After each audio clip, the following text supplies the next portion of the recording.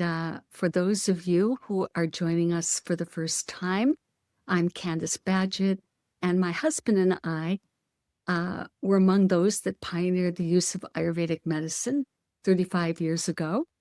And we built the first purpose-built Panchakarma clinic in the United States, one of the first Panchakarma in residence Panchakarma clinics in the US.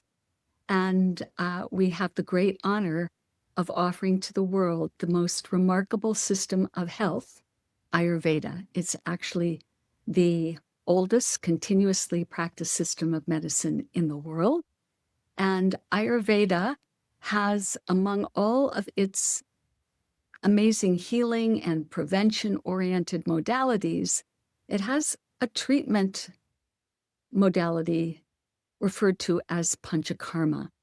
And it's a remarkable treatment process. It maintains health. It's for boosting the immune system. It's also for addressing chronic disorders at the root cause. And the success we have is remarkable in that regard. So Panchakarma is amazing. It's sort of coming to the fore. People are starting to hear about it and know about it. One of the most remarkable things is that when we did a study about 20 years ago, actually, we were able to remove fat-soluble toxins, 50% of the body burden of fat-soluble toxins, within 5 days of the Panchakarma treatments.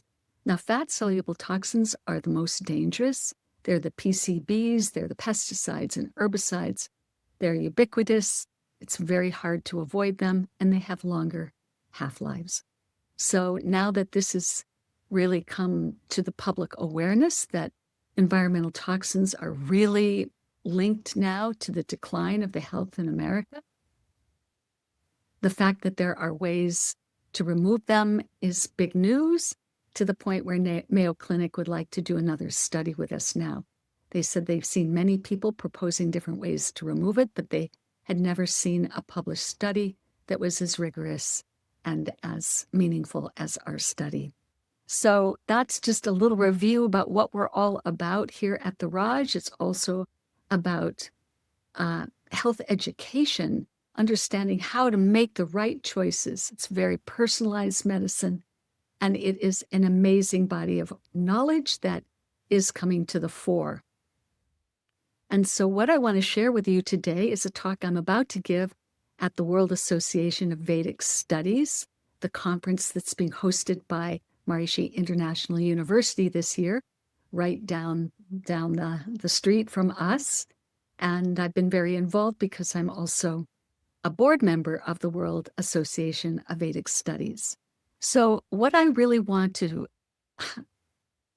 alert especially the Ayurvedic community about, all those of us who feel a responsibility for the perpetuity of Ayurveda and for holding on to the purity of this amazing body of knowledge.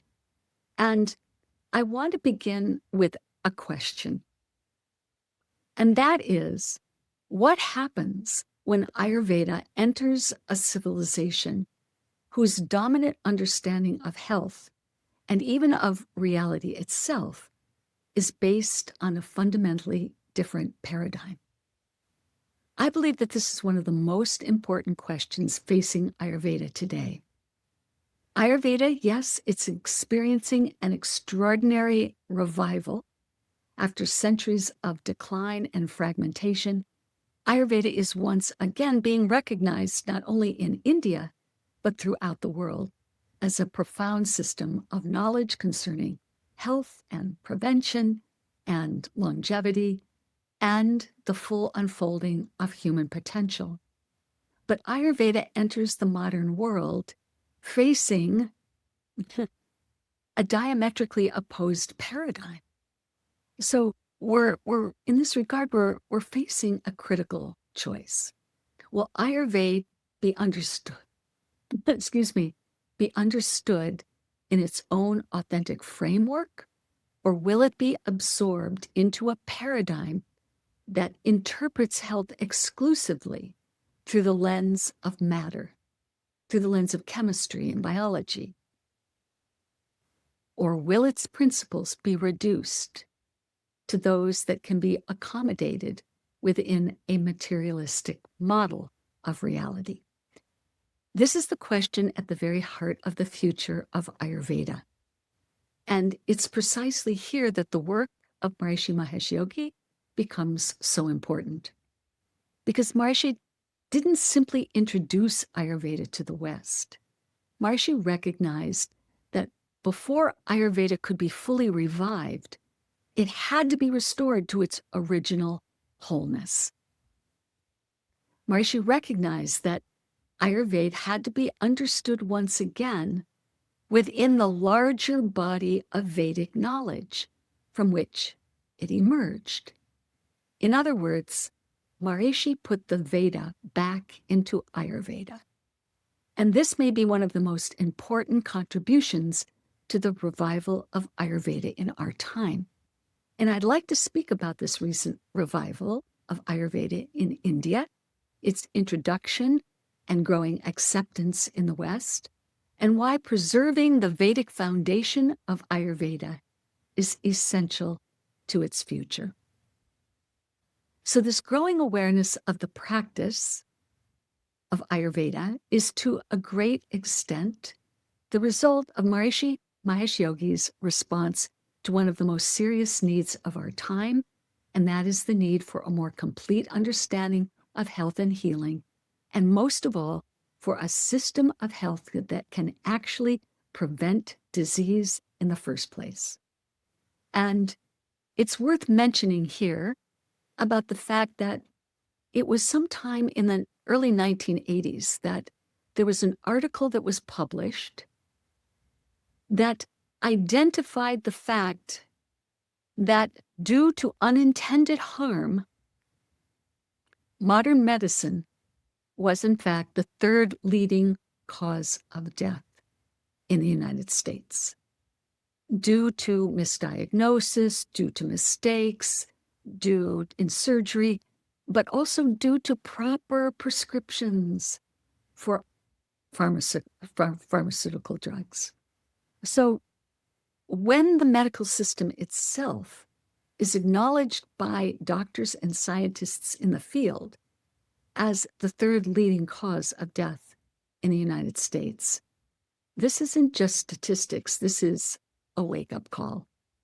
So early in the 1980s, this information that biomedicine is itself the third leading cause of death in the US, this inspired Maharishi to initiate a systematic revival of authentic Ayurveda. And Maharishi recognized that the centuries-old medicine-predominant approach to health had failed to eliminate sickness and suffering because medicine alone is too superficial to influence all the values that constitute the structure and evolution of life. Maharishi responded when this information was given to him. He said, it's time. It's time to allow everyone to take their health and happiness back into their own hands. Now, Maharishi understood that the integrity of Ayurveda depended on restoring its original knowledge base.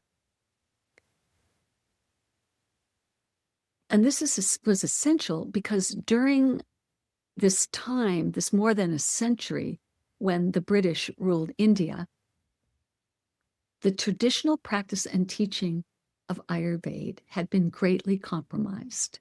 Ayurvedic colleges and universities had increasingly been replaced by allopathic institutions, and generations had grown up viewing modern medicine as more scientific and more sophisticated, while Ayurveda was increasingly regarded as folk medicine or something belonging to the past.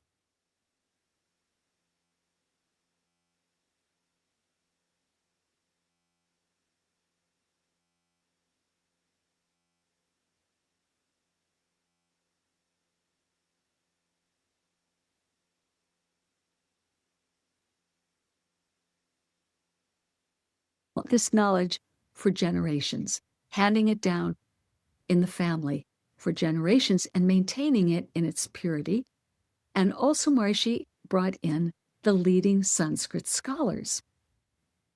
And this was because Sanskrit has been preserved as a precise language for thousands of years, and that made it possible to return directly to the classic texts and re-examine the original knowledge of herbal formulations, of Panchakarma therapies, of health-supporting lifestyle choices, and the comprehensive principles of health and longevity. But this revival went beyond physical health. It also restored Ayurveda's deepest understanding of consciousness itself and of the human body as an expression of the self-interacting dynamics of the field of pure consciousness. So over a number of years, this council systematically reviewed the classical texts and worked to restore a coherent and comprehensive understanding of Ayurveda. And the result was a standardized curriculum through which Ayurvedic education and clinical practice could once again be established in a systematic and authentic form. So this council, that was Maharishi's council that he pulled together, the council itself insisted that this revival be known as Maharishi Ayurveda, not as a new system of medicine, but as a restoration of timeless, authentic knowledge. So for more than, let's see, almost 4 decades, my husband and I have participated in this revival, and we've had the opportunity to observe firsthand the introduction of Ayurveda into Western culture. And during this time, it's been so interesting to watch the attitudes within the medical establishment gradually shift from dismissive skepticism to cautious interest. And today, collaborations with major medical institutions have emerged, and Ayurvedic treatments are now widely offered in wellness strategies across the country.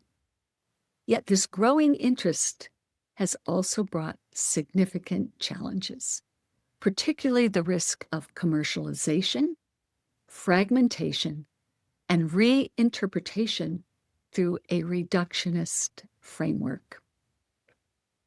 These are serious issues in light of the fact that Ayurveda is fundamentally a holistic system.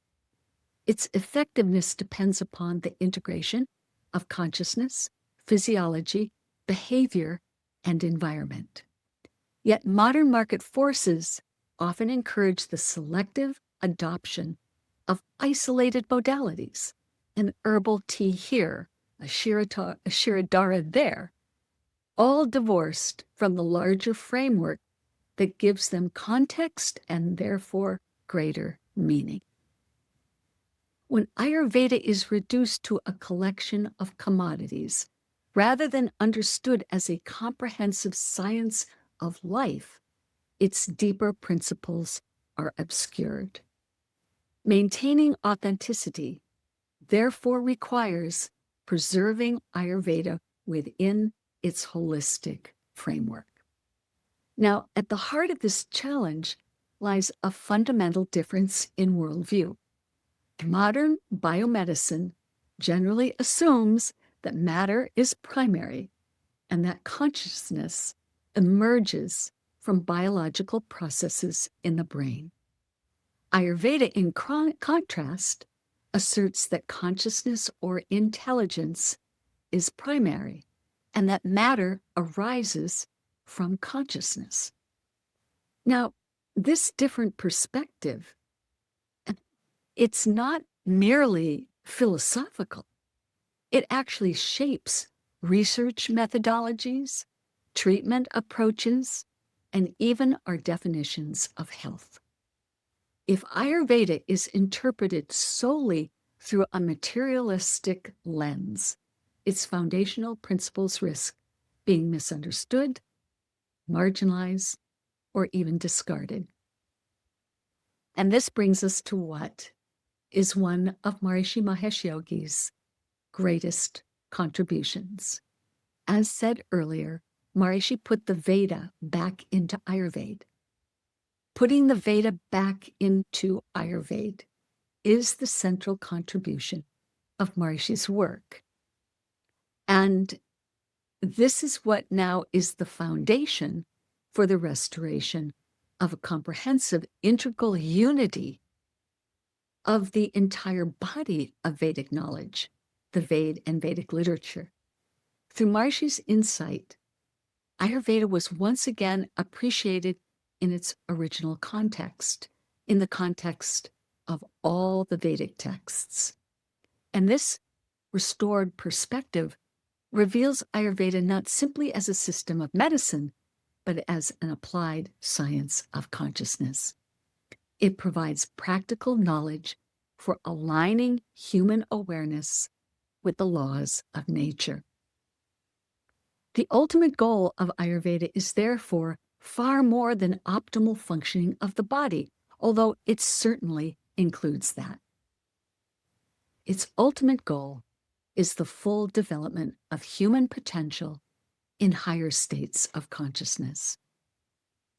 Authentic Ayurveda has as its foundation a comprehensive understanding of the field of pure consciousness, the self of everyone, or Atma, as described in the Vedic texts.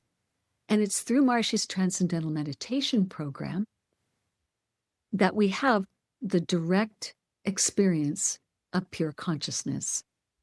And this provides a profound support for the efficacy of all of Ayurveda's health modalities. Now, this is an interesting point, that we may follow Ayurvedic recommendations for healthy daily and seasonal routines throughout our lives. But if we never open our awareness to the field of pure consciousness, we have not addressed the deepest level of imbalance. Ayurveda identifies this fundamental problem as pragya parad, the mistake of the intellect. Pragya parad is described in Charaka Samhita, the main text of Ayurveda, as the intellect's mistake in identifying with the changing, limited values of life, while losing awareness of our deeper, eternal nature, the self with a capital S, Atma. In this understanding, true health means ultimately being established in Atma, being established in our universal, eternal reality. And to know this universal aspect of ourself, we must not only experience it directly, but we must experience it consistently enough that our identity becomes established in that eternal reality. And this is why Ayurveda's understanding of perfect health is, in the deepest sense, spiritual. And by spiritual, I don't mean religious. I mean that which is beyond the material, that which is, it can't be qualified, it can't be quantified. It means the universal field of intelligence and the laws of nature that guide the continuous, orderly, and evolutionary process that guides this universe and all of life. Through transcendental meditation, awareness becomes established in its own unbounded, unlimited nature, and the physiology is increasingly cultured to function in harmony with natural law. Maharishi emphasized in this revival of Ayurveda the importance of transcending, or going beyond the thinking process, not only as a means of aligning individual awareness with the field of pure intelligence, but also as a means of activating the body's own healing intelligence.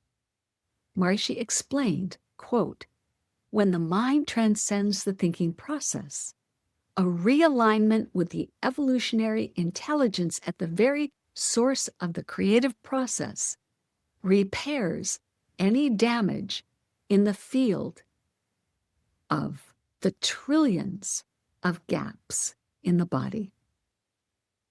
This experience of transcending enlivens all the gaps in the physiology, all the junction points between consciousness or intelligence and matter, all those areas where intelligence is directing the structure and function of matter. According to Vedic science, the gap is the silent space between thoughts, between words, and between physiological processes. It is the silent field of pure intelligence underlying all activity and all specific emergent values.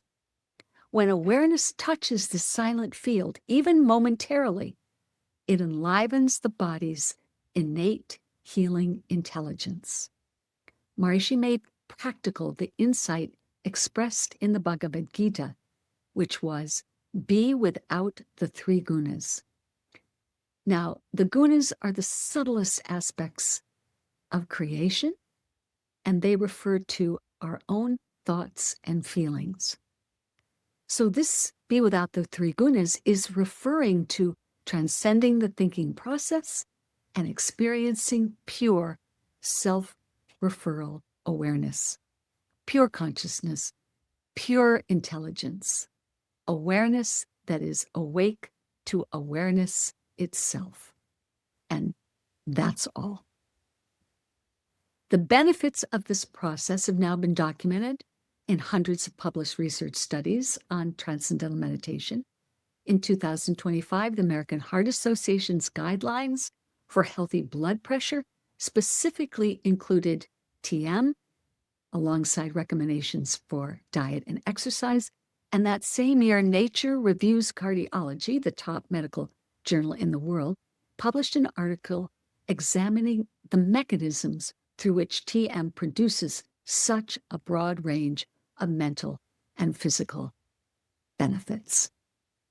Maharishi emphasized that Vedic science is not merely an intellectual philosophy. It is an experiential reality, and the direct experience of the self, of Atma, is the root of the tree of Ayurveda. Maharishi explained, quote, Veda is pure knowledge, pure organizing power in its unmanifest value. Ayurveda represents this organizing power in its first stages of manifestation. End quote. So this is the relationship between Veda, knowledge, and Ayurveda. The Veda is pure knowledge in its unmanifest value, and Ayurveda is that same organizing intelligence expressed in the physiology and in the practice and practical knowledge of health. And that's expressed in the process of the evolution to higher states of consciousness. Another really important aspect of Maharishi's contribution was his revelation of the role of Vedic recitations in restoring optimal physiological functioning. Now, modern physics has shown us that the physical world is not simply composed of static particles, atoms and subatomic particles, but it can be understood in terms of patterns of oscillation and excitation within underlying fields. Within the Vedic tradition, the sounds of the Vedic mantras are understood not merely as acoustic phenomena, but as expressions of the structured, vibratory nature of natural law. Maharishi described the Vedic recitations as impulses of intelligence, and he brought to light an appreciation of the Veda and the Vedic literature as the vibrational blueprint of the human physiology. And Maharishi explained, quote, Vedic knowledge, knowledge of natural law, is the knowledge of the impulses of intelligence that constitute the structure of the physiology regulate its functioning, and express, transform, and expand consciousness. When the memory of the self is lost, when the memory of that unbounded reality of who we are is lost, then the correctional institution of pure knowledge is introduced. This is the value of Ayurveda, which brings the functioning of the physiology back into accordance with the laws of nature and reestablishes that awareness which will continue to remember the totality of natural law, our true nature, our true self. In 2002, under Maharishi's direct guidance, Dr. Tony Nader discovered that every aspect of human physiology could be correlated with an aspect of the Veda and the Vedic literature, and this provided a profound new perspective on the relationship between consciousness, Vedic sound or Vedic recitations, and the human physiology. Maharishi explained, Veda is the blueprint of the human body. Veda is composed of sounds and gaps. End quote. The sounds represent the expressed values of natural law. The gaps represent the silent, unmanifest field of pure intelligence. Together, sound and silence represent the complete structure of the Veda. This brings us once again to the central paradigm of Ayurveda, and that is the fact that intelligence is primary and matter is secondary. Intelligence gives rise to the body does not give rise to intelligence. Modern biomedicine, on the other hand, begins with the opposite assumption, that consciousness and intelligence are products of the functioning of matter. And herein lies an important challenge in the attempt to integrate Ayurveda with biomedicine. Scientific validation is absolutely important, but conventional biomedical research methodologies are not always designed to capture Ayurveda's individualized, personalized approach to health. Randomized controlled trials are generally designed to study uniform interventions across populations. Ayurveda emphasizes individualized treatment based on the unique constitution and circumstances of each person. In conventional research, individuals who fall outside the average trend in any given research study, they're often treated as statistical outliers and removed from the research data.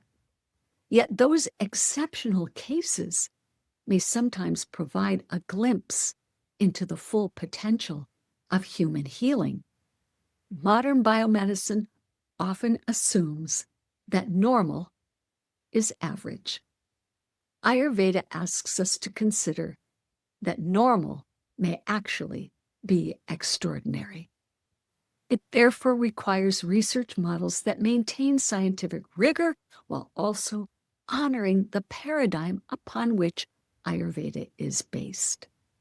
Ayurveda should embrace modern science wherever modern science is relevant and useful. But Ayurveda cannot be confined to a paradigm that excludes its most fundamental principles. The World Health Organization has described the global pandemic of lifestyle-related diseases as one of the greatest public health threats of our time. And what this means is that the world's most serious health problems are increasingly chronic diseases that are strongly influenced by our lifestyle choices. And this is precisely where Ayurveda has something extraordinarily profound to offer, because Ayurveda possesses a vast body of knowledge concerning prevention, daily and seasonal routines, diet, behavior, and the relationship between individual life and the laws of nature. Our Ayurveda clinics and health centers can therefore play an important role in addressing this global epidemic.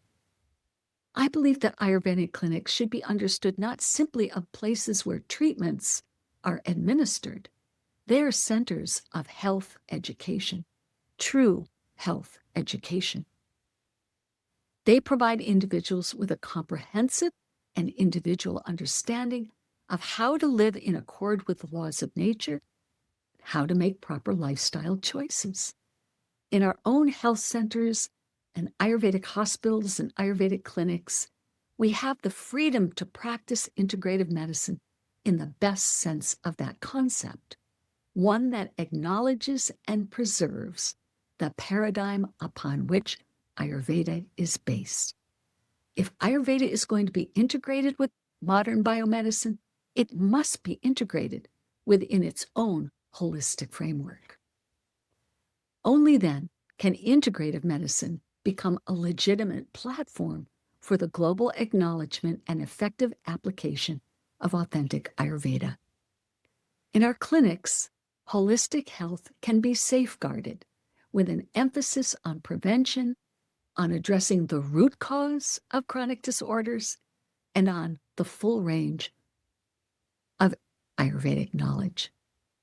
But at the foundation of all of this is the understanding and direct experience of the origin and evolution of natural law, the will of God, the guiding intelligence that holds the self-referral dynamics of consciousness and the balanced functioning of the human physiology. When the full range of Vedic knowledge that Maharishi revived is brought together with Ayurveda, our health centers can offer a comprehensive model of health that's not available anywhere else, a place where the spiritual and the scientific meet on the ground of the direct experience of our own unbounded and eternal self. This is not merely a philosophical ideal. According to Vedic science, it represents the innate potential of every human nervous system.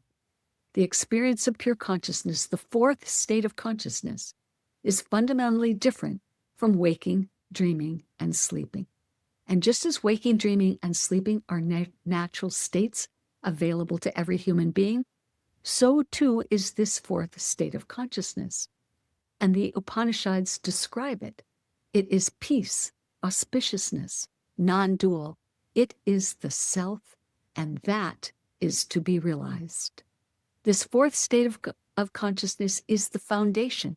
It's the base camp from which the ascent to the full summit of human potential becomes possible. This is the extraordinary vision that authentic Ayurveda offers us. It's not simply a vision of managing disease. It's not simply a vision of extending life. It is a vision of developing the full potential of human consciousness and human physiology.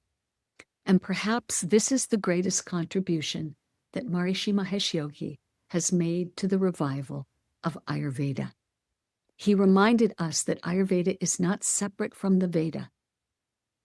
He restored the understanding that health of the individual cannot ultimately be separated from the health of consciousness.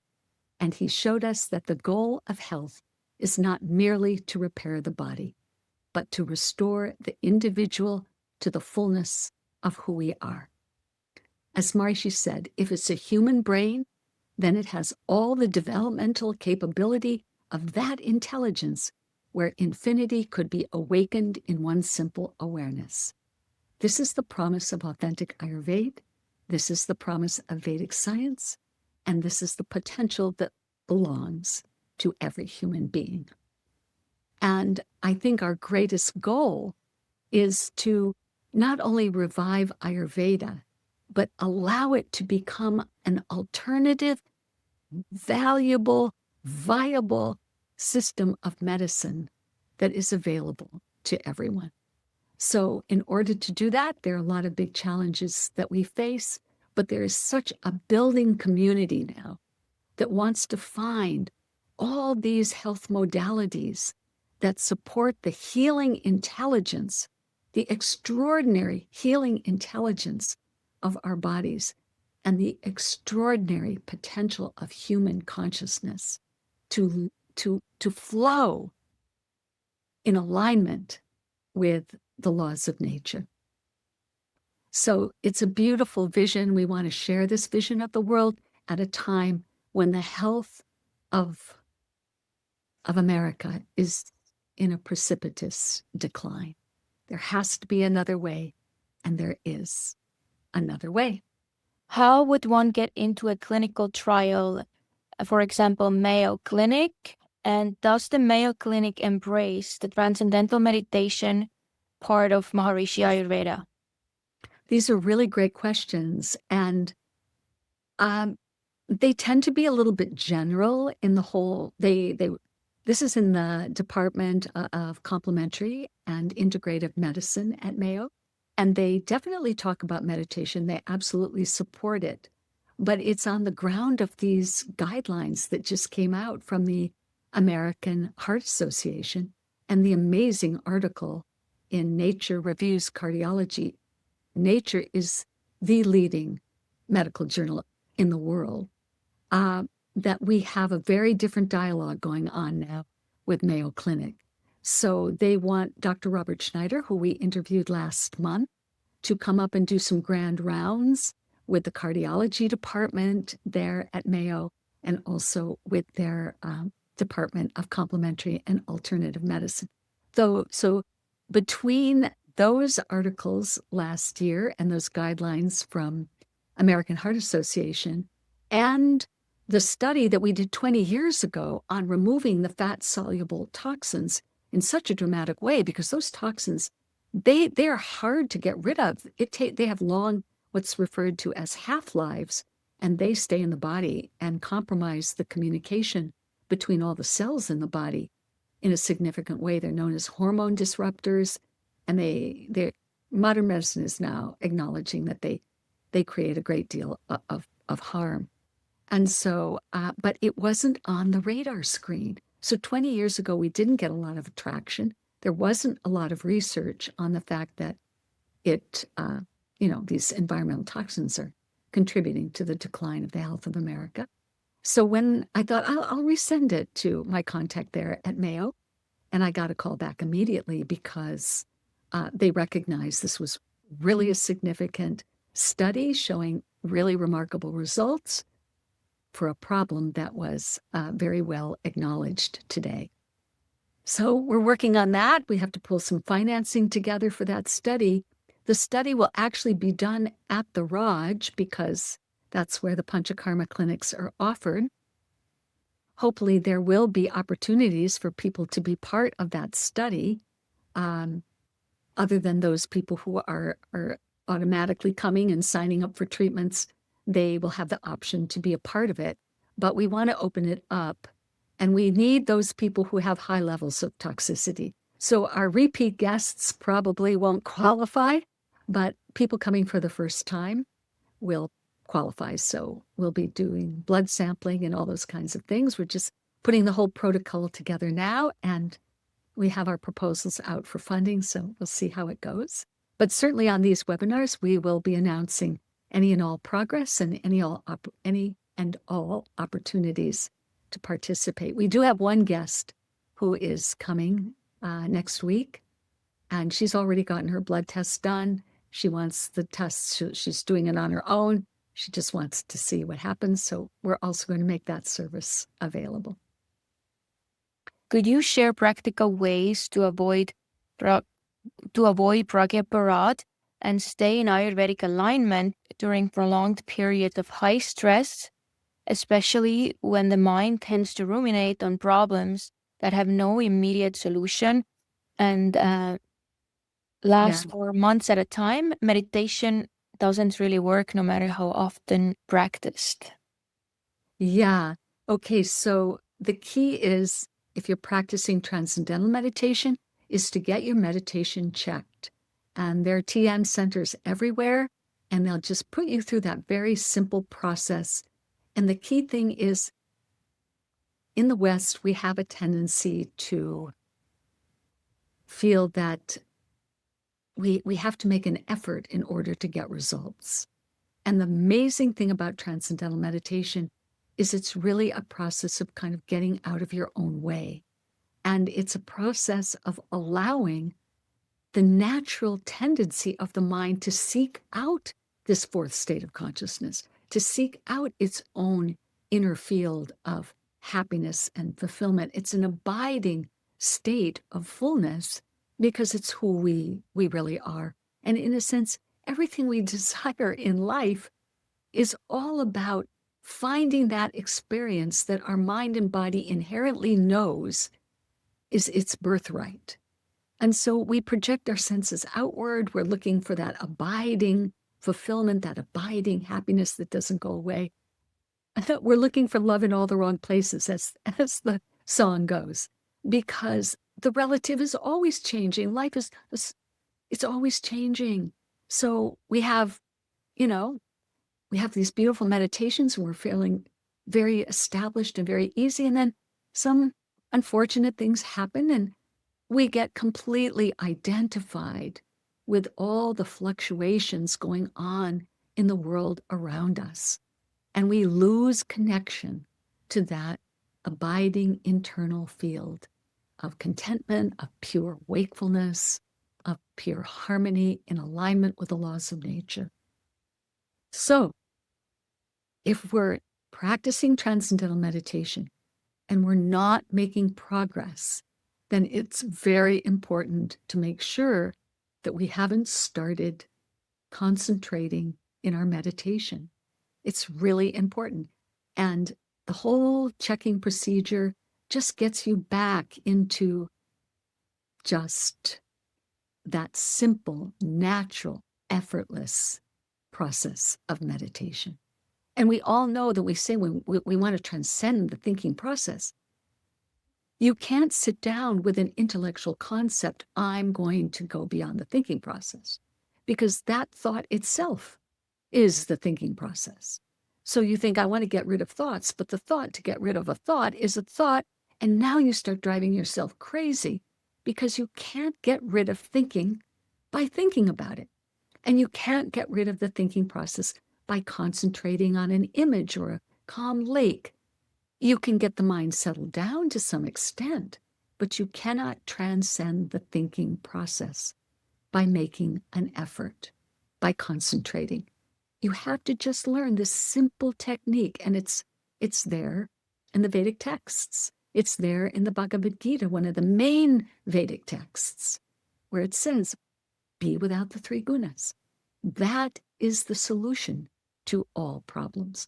That erases the mistake of the intellect that whereby we identify with this body, with this personality, with these likes and dislikes, with this worldview.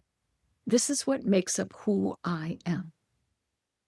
In a relative sense, but not in an absolute sense, our true identity is in this glorious field of the self with a capital S.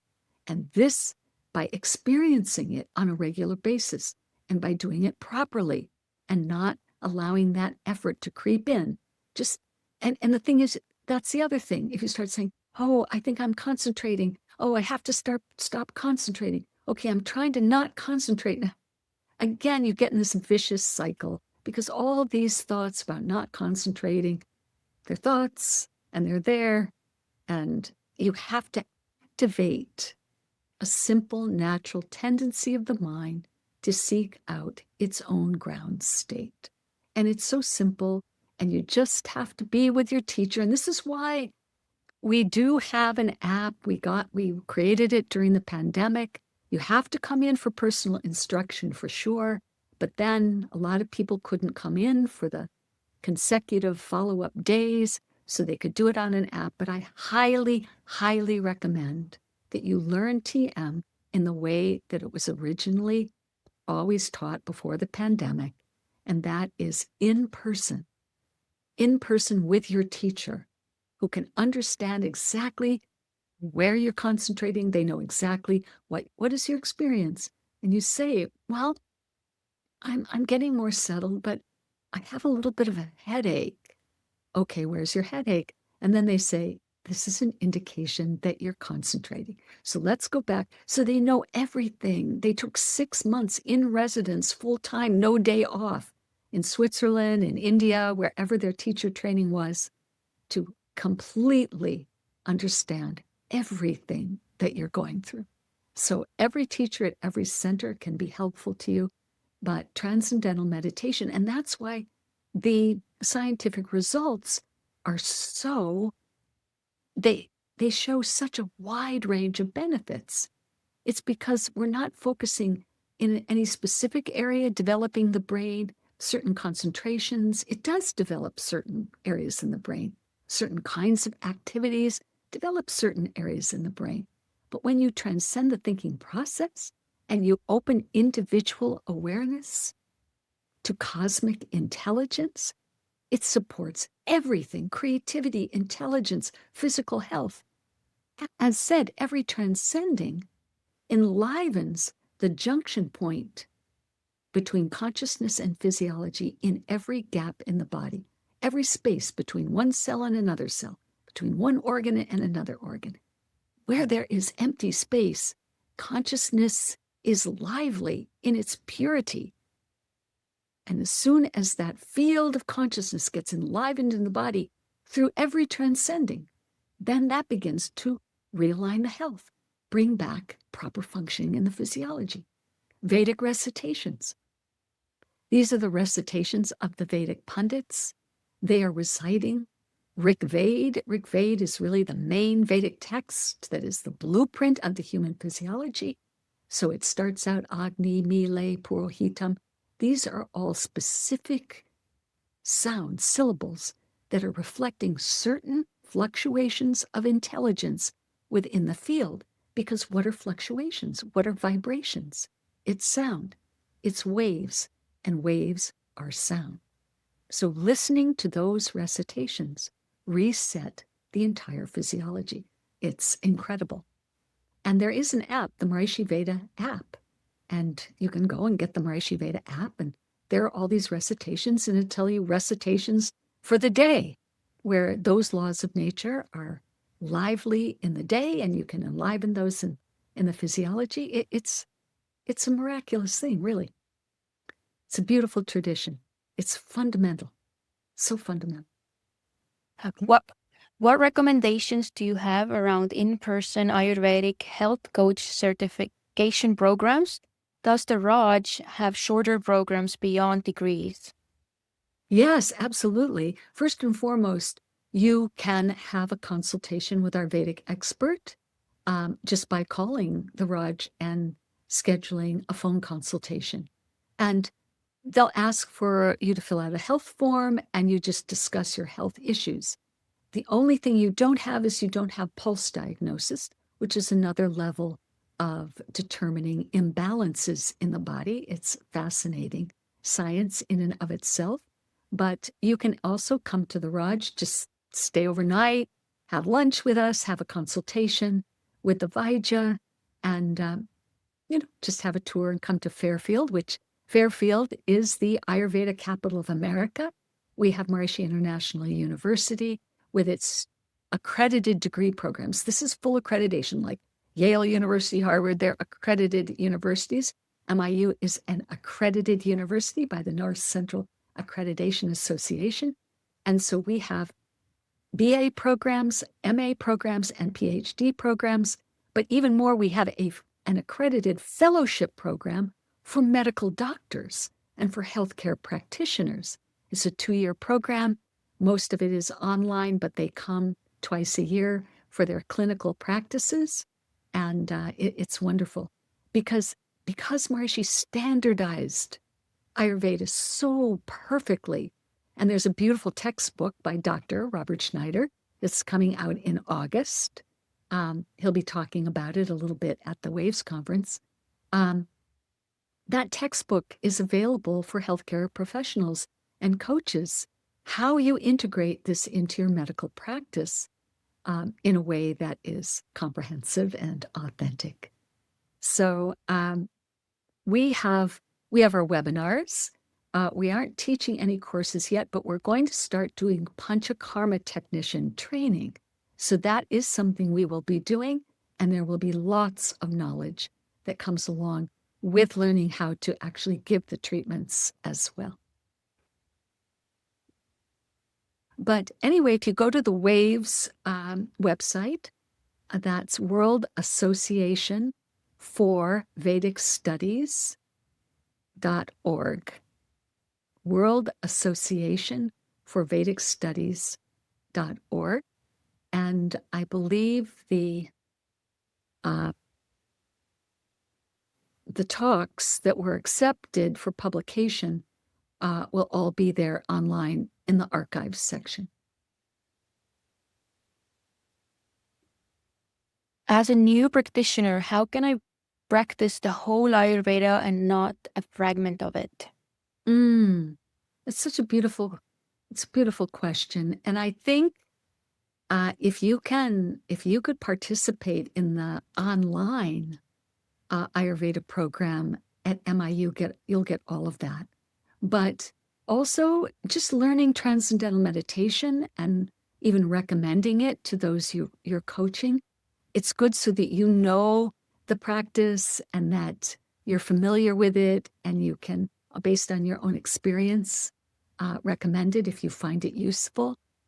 That's one way, because this field of consciousness, it's such an important aspect. And then again, there are going to be a couple of talks on Vedic sounds in the conference. Dr. Bill Sands has written a book on Vedic sounds, and he'll be speaking. And so those talks will be available. And again, just go ahead and go to the Maharishi Veda app, Maharishi Veda app, and sign up for it. And then you'll have those recitations, and there's certain ones, and we'll talk about it. We should even do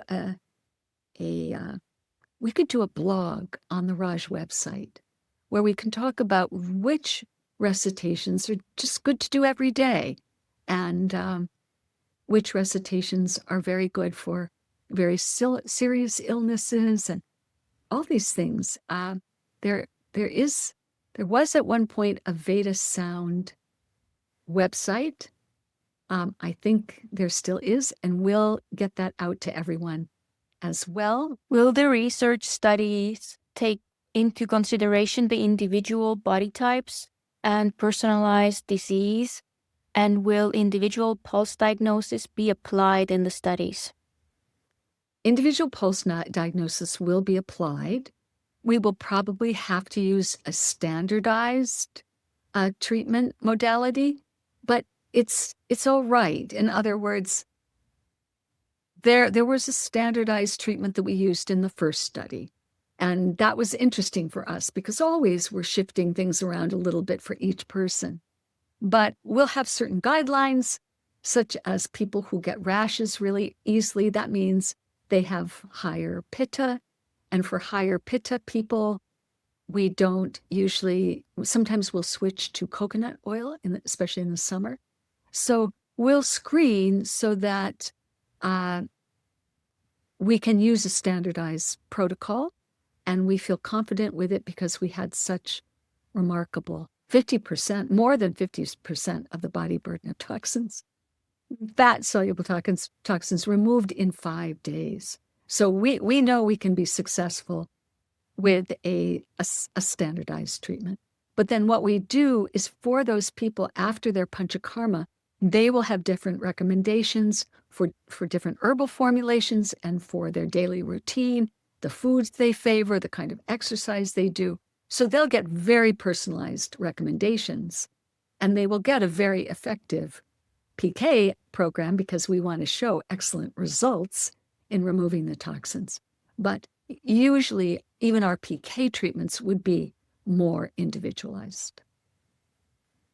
But we're dealing with modern science where we have to start developing our own Ayurvedic research modalities.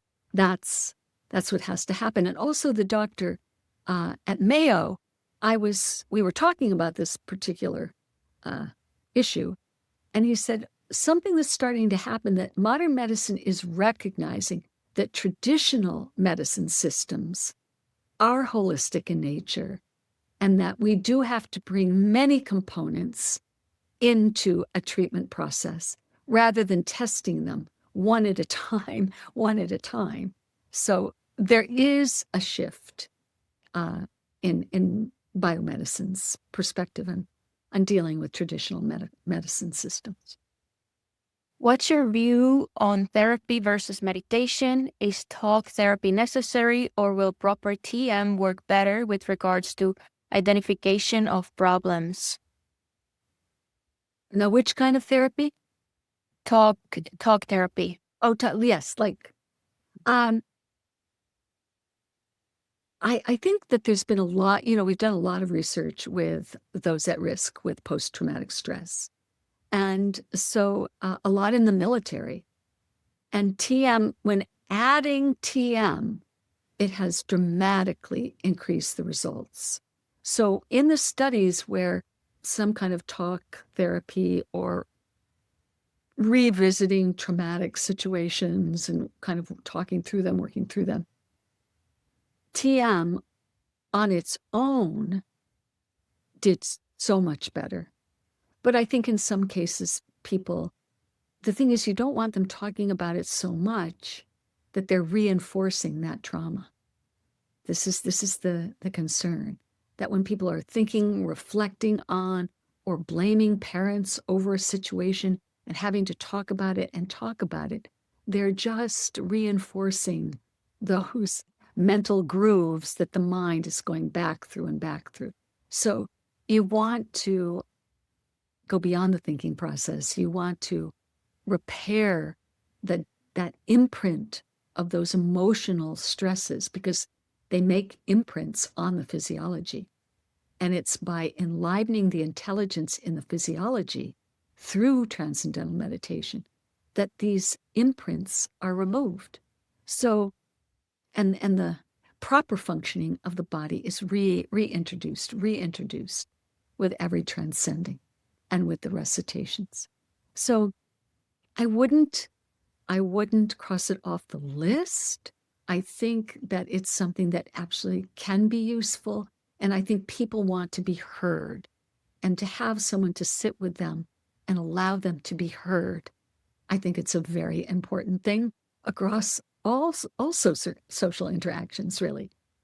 So I think it's important, but we want to be alert, because we know people have been going to, their psychiatrists for 20 years. It's the whole purpose of, getting some help is to become self-sufficient.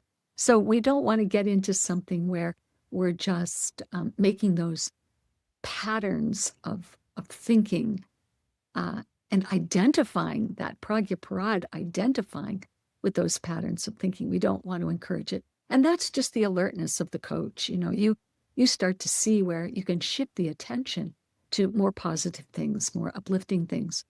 New steps people can take to start living their life fully.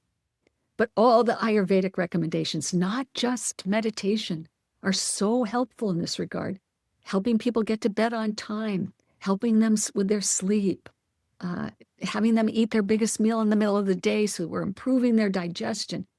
We don't want to write off these other recommendations. They are powerful. They are fantastic. We just want to make sure that foundational value of Ayurveda is also there, which is that process of transcending. What can be done, or is anything being done, to get companies to stop putting forever chemicals in so many things we come in contact with? So many detrimental things are being forced into our experience. One has to be very wealthy to even try to sidestep these things. The GMOs, the LED lights, the forever chemicals, the plastics. I know. It's really horrific, we could say. And I was just speaking with the man who's running for governor of Iowa in the midterms here in the fall, and he's the Republican candidate. He is taking a very strong stand on all of this, and it's really the first politician who has come out to say get these chemicals out of our soil. Iowa having a high rate of cancer. And everybody knows it's the farmers working with these chemicals in their fields. So absolutely, we have to go grassroots. One of the people who I'll be interviewing, I think probably next month, is Zen Honeycutt. She started Moms Across America. She is a warrior on this front. And that is get the poisons out of our children's food. She has made a radical difference with food in schools. And now the military has absolutely accepted what she's saying, and they are taking steps to create a healthy and more pure diet for our military, who we count on to be healthy and ready to protect the country. So it's coming to the fore. There are those people who are amazing in their activism, and we'll be featuring them as well, because we all can start. We can all write our letters to our government, and also our consumer habits make a huge statement, and therefore organic food is the way to go. Products that are organic. There's EWG, I think it's called. It's an amazing website. We'll post this. We did with our webinar on food, but there's a fabulous website where they go in. They do the deepest research on everything from cosmetics to food to vegetables to everything, and they tell you what's safe. So there are places we can go for information. And it's really by switching to an organic diet that a lot of this can be removed from the body. And things like glyphosate. Glyphosate is water soluble.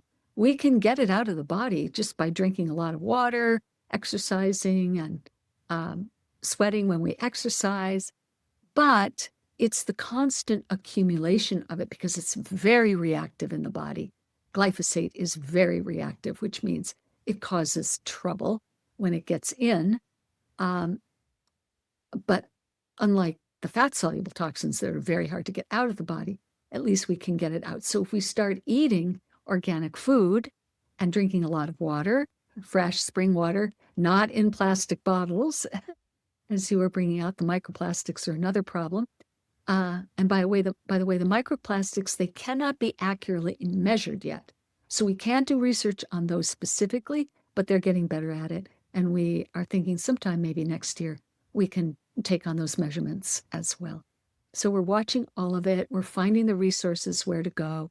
And let's just stay connected so we can really help each other to navigate really a poisonous world. What can we say? And especially for our children, really, we've got to feed them organic food. They're developing. They're just in such rapid growth and development. And to give them that foundation. And the other thing there is that we really should talk about at length at some point is Panchakarma before conception, because the toxins accumulate in the umbilical cord. It's very hard on the fetus to remove those chemicals from the body before conception. It's a very important consideration. And, hopefully we can get, ultimately, once we prove that we're doing all of this, we can get some government subsidies and have government clinics where, people of all walks of life can have access to this. We're also working on a home Panchakarma, things that you can actually do at home that pretty well mimic an Ayurvedic Panchakarma treatment. Again, it's a bit standardized, but there are lots of things that we can possibly do with a webinar that goes along with it. So then we're giving a lot of knowledge. We're really trying to think, how do we scale up? How do we get all of this out to everybody? Jai Gurudev, and thanks again.